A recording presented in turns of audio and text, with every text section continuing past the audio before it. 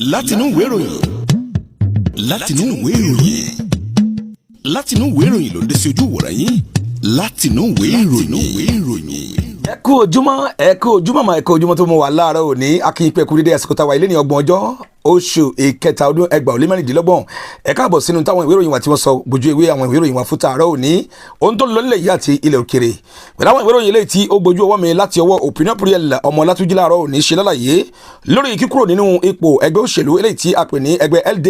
lẹ́kùn ìdìbò kejìlélógún òǹdíje du ipò sí ilé ìgbìmọ̀ aṣòfin orílẹ̀-èdè wa Benin ìyẹn arákùnrin Saad Adéwálé Adébọ̀ ọmọ ambassador ti ìlú Ìpòbẹ́ eléyìí tí ó gbé igbá ìbò láti lọ sí ilé ìgbìmọ̀ aṣòfin tí kò láǹfààní àti lọ ní kété ìgbà tí àwọn oníròyìn tí wọ́n fi ọ̀rọ̀ wá lẹ́nu wò òṣèlú láì pé eléyìí ó jẹ́ nǹkan tí ó jẹ́ ìbànújẹ́ ńlá fóun láti sọ wípé òun kò ṣe ẹgbẹ́ òṣèlú LD mọ́ nítorí pé ibi tí ayé ń yí sí òun náà ni òun yóò yí sí láti lọ sínú ẹgbẹ́ òṣèlú eléyìí tí ó ń ṣe àtìlẹ́yìn òun àti Rick Ondotey àtàwọn bẹ́ẹ̀ bẹ́ẹ̀ ni wọ́n jọ kógbá láti kúrò ńbẹ̀. ìwéèròyìn Opinion Pluriel kan náà ló tún sọ lójú ewé ìwéèròyìn ẹ̀fún tààrọ̀ òní nípa ti Alphonse Bangbose èyí tó jẹ́ ọ̀kan nínú àwọn tí wọ́n jẹ́ ẹgbẹ́ òṣèlú FCB tó lóun ò ṣe ẹgbẹ́ òṣèlú ọ̀hún mọ́ òun lọ sínú ẹgbẹ́ òṣèlú UPR ẹgbẹ́ eléyìí òṣè ní ẹkùn ìdìbò kejìlélógún ló ti kúrò. ẹgbẹ́ òṣèlú lọ́lọ́kọ̀ ọ̀jọ̀kan náà ni wọ́n ń ṣe àwọn nǹkan etí ó jẹ́ nǹkan ìwúrí ní ìlú Ìpòbẹ́ láti rí ti ẹgbẹ́ òṣèlú UPR wọ́n sàmì sí ayẹyẹ ìdúpẹ́ eléyìí tí wọ́n ṣe nínú ìjọ Ọlọ́run Saint-Clair ti ìlú Ìpòbẹ́ pẹ̀lú pípadà wá sí ilé ìgbafẹ́ Adébáyọ̀ Hotel láti la fi ìdùnnú àti ayọ̀ ńláńlá hàn níbi tí wọ́n ti ń dúpẹ́ lọ́wọ́ àwọn ọmọ ẹgbẹ́ òṣèlú ọ̀hún tí wọ́n ṣe àtìlẹ́yìn fún wọn láti jẹ alága ìjọba ìbílẹ̀ pẹ̀lú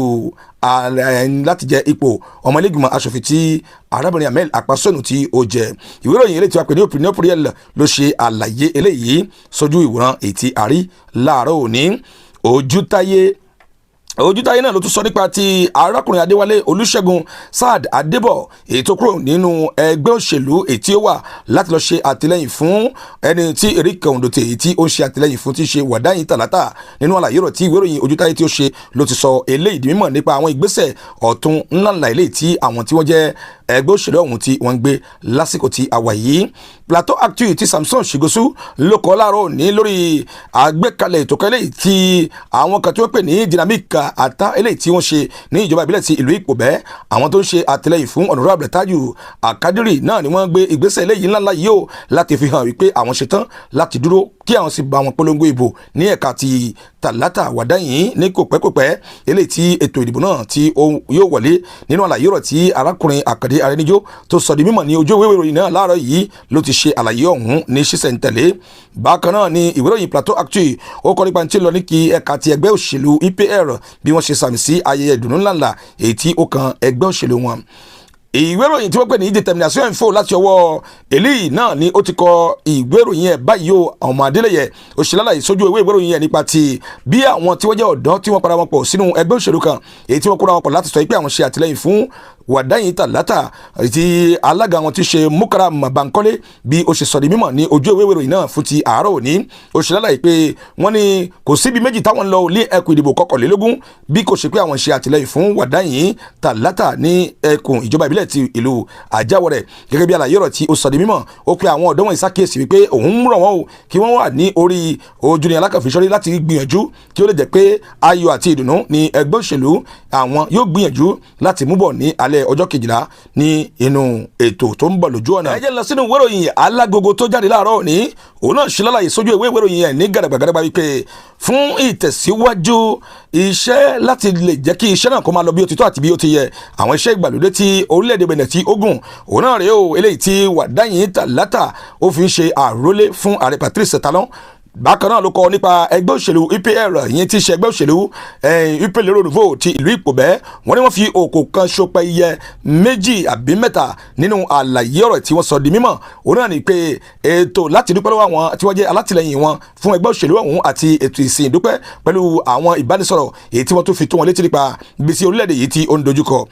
bákan náà ni ìwé ìròyìn Alágogo kọ nípa ti Rick Ondotey eléyìí tí ó bọ́wọ́ lu ìwé àdéhùn eléyìí tó wà láàrin òun àti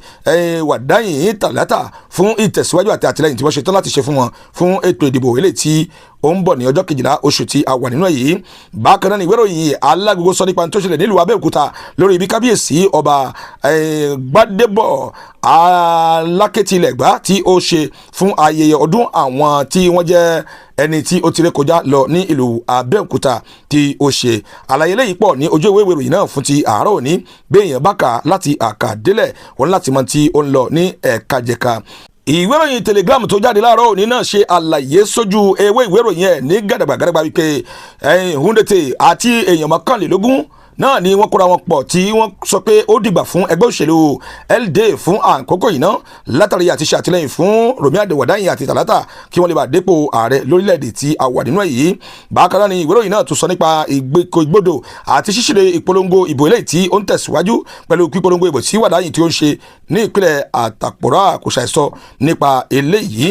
Ọ̀rọ̀ tó gbẹnu àwọn ẹgbẹ́ òṣèlú méjèèjì ẹgbẹ́ FCB tẹ̀ pẹ̀lú ẹgbẹ́ tí ó ṣe àtìlẹ́yìn fún Rọ̀mí Àdéwàdáyìn wọ́n ní ọ̀rọ̀ eléyìí tí wọ́n sọ sí àwọn ará ìlú tí wọ́n fi ń polongo ìbò wọn ní àlàyé ẹ̀ ó gbójú ewé ìwé ìròyìn náà kan láàárọ̀ yìí. ẹ̀já fi regional news ká fi kásẹ̀ ìròyìn wọn ti àsìkò yìí nílẹ̀ ká sọ pé ìwé ìròyìn regional news ló ṣe lálàyé pé ní orílẹ̀-èdè kan tí wọ́n pè ní Kenya wọ́n ní ènìyàn tí òǹkà rẹ̀ tó bí 100 ló gbẹ̀mímì gbèkúrújẹ lọ́wọ́ ẹbọra látàrí ìṣẹ̀lẹ̀ kan eléyìí tí ó ṣẹlẹ̀ sí wọn tí ń ṣe ìṣẹ̀lẹ̀ omíyalé àgbàràyà ṣọ́ọ̀bù tí ó wáyé. Bákan náà ni ìwé ìròyìn náà tó kọ gàràgbàgàràgbà sójú ìwé ìròyìn yẹn nípa ti àwọn tí wọ́n jẹ́ ẹgbẹ́ òṣèlú UPR ní ìjọba ìbílẹ̀ ti ìlú Àjáwọ̀rẹ̀ tí wọ́n sàmì sí ayẹyẹ ọdún àwọn obìnrin lára ọ̀tọ̀ ní ìjọba ìbílẹ̀ ọ̀hún kí làwọn kan tí wọ́n ṣe àgbéyẹ̀wò ẹ̀. ìwé ìròyìn náà ṣe lálàyé pé wọ́n fi àtìlẹ́yìn wọn hàn fún Rọ̀mí Àdéwàdáyìn tí wọ́n sì sọ fún gbogbo àwọn obìnrin tó wà níbẹ̀ pé kí wọ́n múra kólé òrìṣà kìí ṣọ̀lẹ̀ ní ìjọba ìbílẹ̀ ti ìlú Àjáwọ̀rẹ̀. Ó wà lójú ìwé ìròyìn tí àkórúkọ ẹ̀ ní regional news náà ni àfihàn kásẹ̀ ìròyìn ti àsìkò yìí nílẹ̀. Ọ̀pẹ́ bàǹdẹ̀ lọ́wọ́ Abudu Ọláníjà tó ṣe àkójọpọ̀ ìròyìn náà fún ti àsìkò táwa yìí. Èmi Kásùmù Ìṣọ̀lá ló kà sí orí afẹ́fẹ́ ní sísẹ̀ntẹ̀lé sójú ìwòrán yín ní ibikíbi tó ń kí ẹ wà. Ẹ gbìyànjú kẹ́ ẹ má bá wa abọ́ní sórí TikTok wa láti lè máa gbádùn wa bí ó ti tọ́ àti bí ó ti yẹ. Ìyókù tó dún ní ìgbà mìíràn tí a tún máa láǹfààní àti pàdé títí ìgbà náà tí ẹ mọ̀ lórí ọ̀fẹ́ láti pàdé wa. Ẹ má ṣe burúkú o torí bí àlọ́ bá lọ ààbò ń bọ̀ ire o. Ọ̀sánlọ̀ TV. Ìmọ́lẹ̀ gbogbo ọmọ Ànàgó.